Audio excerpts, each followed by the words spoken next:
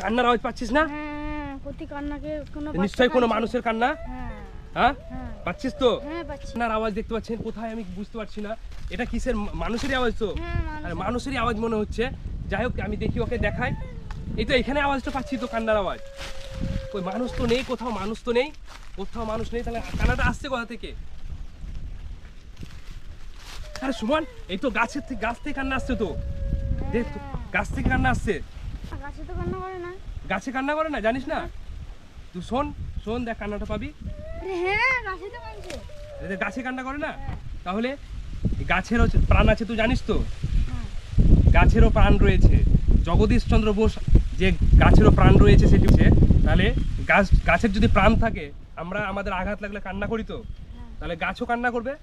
তা এই যে কান্না করছে তো, তাহলে গাছেরও প্রাণ রয়েছে। তো শোন, আবার দেখ গাছ কান্না করছে।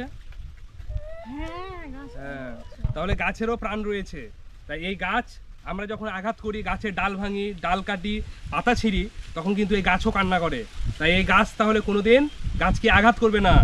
এই যে কান্নাটা আসছে, এই গাছ কোনো কারণে আঘাত পাচ্ছে বলেই কান্নাটা আসছে, কিন্তু বুঝতে পেরেছো?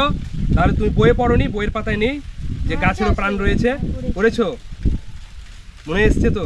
আচ্ছা, তাহলে গাছেরও প্রাণ রয়েছে, এবং গাছের প্রাণ রয়েছে বলেই উনিও আঘাতে কান্না করে, উনিও আঘাতে ভেঙে পড়ে। তাই সেটা আমাদেরকে উপলব্ধি করতে হবে, চেষ্টা করতে হবে তার দুঃখটাকে ভাগ করে নেওয়ার। তাই গাছেরও প্রাণ রয়েছে, গাছেরাও কান্না করে, গাছেরাও বেড়ে ওঠে, গাছেদেরও জন্ম হয়, গাছেদেরও মৃত্যু হয়। ধন্যবাদ। সকলে বৃক্ষরোপণ করবেন এবং গাছকে ভালোবাসবেন, প্রকৃতিকে ভালোবাসবেন, তাহলে আমরা এই প্রকৃতির মাঝে সুস্থভাবে বেঁচে থাকতে পারবো। ধন্যবাদ।